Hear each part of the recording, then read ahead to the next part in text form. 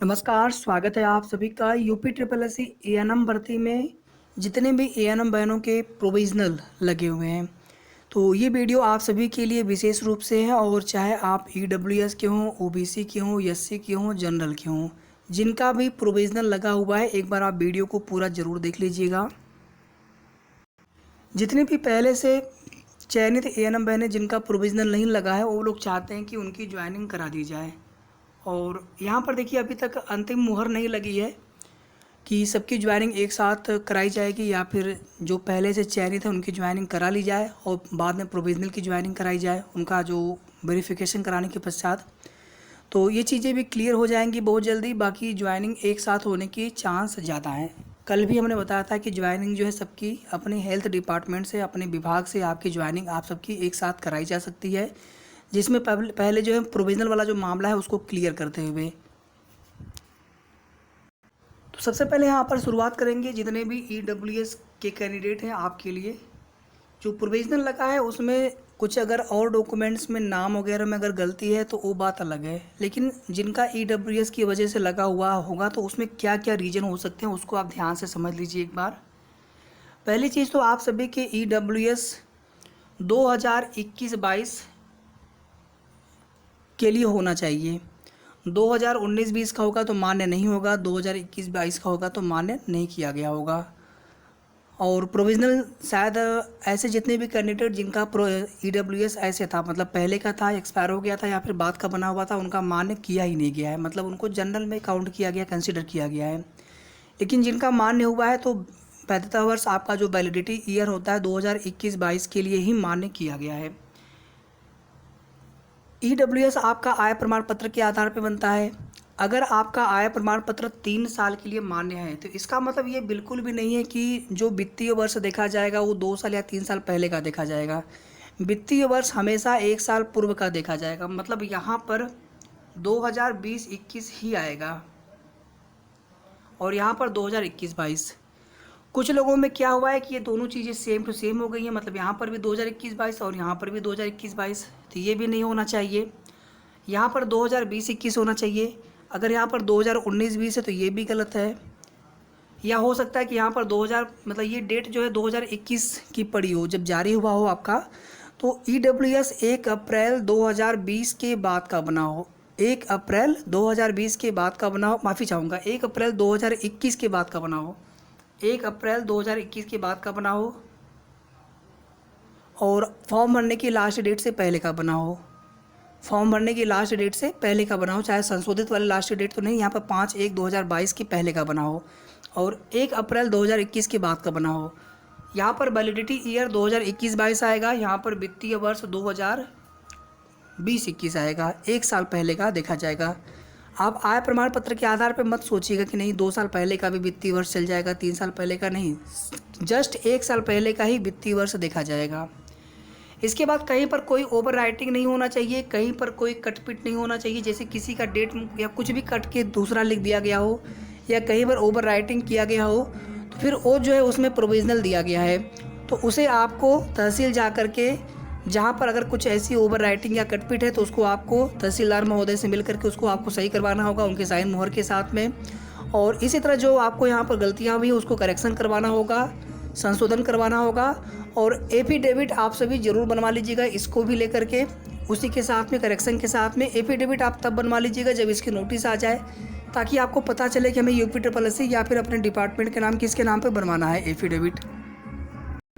तहसीलदार के सिग्नेचर और मोहर जरूर होने चाहिए जिनका भी ईडब्ल्यूएस बनाओ पहले का। तो ये तो बात हो जाती है ईडब्ल्यूएस को लेकर के। इसके बाद बात करेंगे जाति प्रमाण पत्र को लेकर।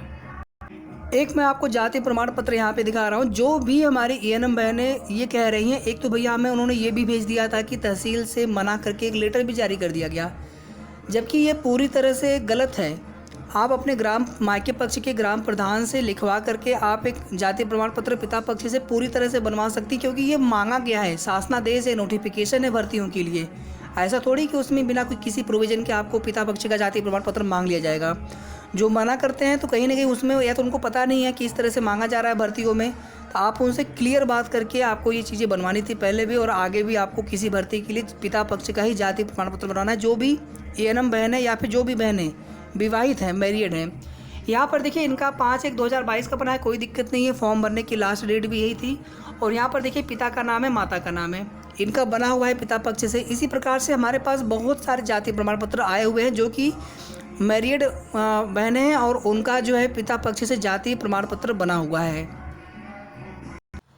इनका भी आप देख लीजिए। यहाँ पर देखेंगे तो यहाँ पर पिता का नाम है, यहाँ पर माता का नाम है, यहाँ पर इनका नाम था, बाकी पता वगैरह, यहाँ पर रजिस्ट्रेशन नंबर और आवेदन क्रमांक, एप्लीकेशन नंबर।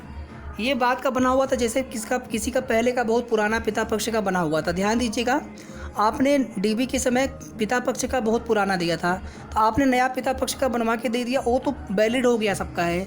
लेकिन आपने पहले केवल हस्बैंड साइड का दिया था और फॉर्म भरने की लास्ट डेट के बाद का आपने पिता पक्ष का बनवा करके दिया होगा, तो उस केस में या तो प्रोविजनल मिला है या फिर सिलेक्शन नहीं हुआ है। दोनों में कंडीशन सेम है, लेकिन दोनों में दिक्कतें क्या हुई है कि जो बाद में आपने पिता पक्ष का बनवा के दिया है उसमें दिक्कतें आ रही हैं कि वो प्रॉपर पिता पक्ष का है या फिर वो किस प्रकार से बना है, उसकी वजह से दिक्कतें आ रही हैं।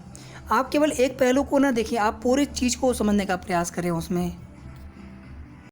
अब इनका यहाँ पर देखिए, जिनका हमने अभी आपको दिखाया उन्हीं का हमने पिता पक्ष का दिखाया जो कि बाद का बना हुआ है लास्ट डेट से, और ये पति का उन्होंने दिया हुआ था जो कि पहले का दिया हुआ था, फॉर्म भरने की डेट से पहले का। तो कोई पुराना अगर आपने पिता पक्ष का जाति प्रमाण पत्र नहीं दिया है, केवल पति का दिया है, तो उनमें ज़्यादातर लोगों का मान्य नहीं किया गया है। जो बाद में पिता पक्ष का लगा करके भी, हालांकि उसमें एफिडेविट के साथ में देने के लिए हमने कहा था कि आप इस प्रकार से दीजिए, उसमें जो है मान्य होने की संभावना रहेगी। कोई दिक्कत होगी तो आपको प्रोविजनल मिलेगा। तो हुआ वही है, एकदम बिल्कुल वही चीज़ें हुई है। लेकिन हमने जैसे कहा था पिता पक्ष का जाति प्रमाण पत्र बनवा करके देने के लिए, आपको वैसे ही बनवा करके देना था। अब उसमें ये सब कोई रीज़न नहीं होता है। आप हमसे कह लेंगे ठीक है, लेकिन आयोग ये सब चीज़ें मानने को तैयार नहीं होंगे। आप कहेंगे कि वहाँ पे तहसील नहीं बना रहे हैं, कुछ भी वो रीज़न नहीं मानेंगे, क्योंकि इस तरह से कोई भी मना नहीं कर सकते हैं लेखपाल महोदय। अगर उनको पता नहीं है तो उनको आप बताइए कि सर इस प्रकार से चीज़ें हैं, उसमें आप मना कैसे कर सकते हैं, या तो जो भी चीज़ें हैं उसमें आप बताइए किस रीजन से मना कर रहे हैं। जबकि उसमें जब मांगा गया है, चाहे शादी को 10-12 साल भले हो गया हो, लेकिन पिता आपके जहाँ के निवासी हैं, आप उनकी पुत्री हैं, वो सब चीज़ें आप अपने ग्राम प्रधान से लिखवा करके एक रिपोर्ट लगवा सकते हैं लेखपाल के लिए। उसमें कोई दिक्कत नहीं होती, उसी के आधार पर जो है लेखपाल रिपोर्ट लगा सकते हैं और पिता पक्ष से ही आपका टोटल प्रॉपर तरीके से जाति प्रमाण पत्र आपका बनाया जा सकता है। एक आप यहाँ पर भी देख लीजिए किस प्रकार से बना हुआ है पिता पक्ष से शादी होने के बाद। यहाँ पर देखेंगे पुत्र या पुत्री किस प्रकार से लिखा है। यहाँ पे माता का नाम लिखा है, मतलब पिता का भी नाम है, माता का भी नाम है। यहाँ पर आपका नाम हो गया और नीचे यहाँ पर पता और यहाँ पे रजिस्ट्रेशन नंबर, प्रमाण पत्र क्रमांक ऑनलाइन बना हुआ है। तो ये पूरी तरह से संभव है, ये चीज़ें बनना लोगों ने बनवाया हुआ है जाति प्रमाण पत्र पिता पक्ष से। एक हमने आपको और भी दिखाया था पहले भी, और इसी प्रकार से हमारे पास बहुत सारे लोगों ने भेजा हुआ है। हमने उनसे कहा था कि एक बार भेज दीजिए, हम बाकी लोगों को दिखा सकें, ठीक है। तो इस प्रकार से पहले भी बना हुआ था और फॉर्म भरने की लास्ट डेट के बाद का भी लोगों ने बनवाया है, चाहे आगे मुख्य सेविका के आवेदन के लिए या फिर इसी भर्ती में पिता पक्ष का पुराना था इसलिए नया भी बनवा लिया गया है ताकि उसके साथ हम वेरीफाई करवा सके।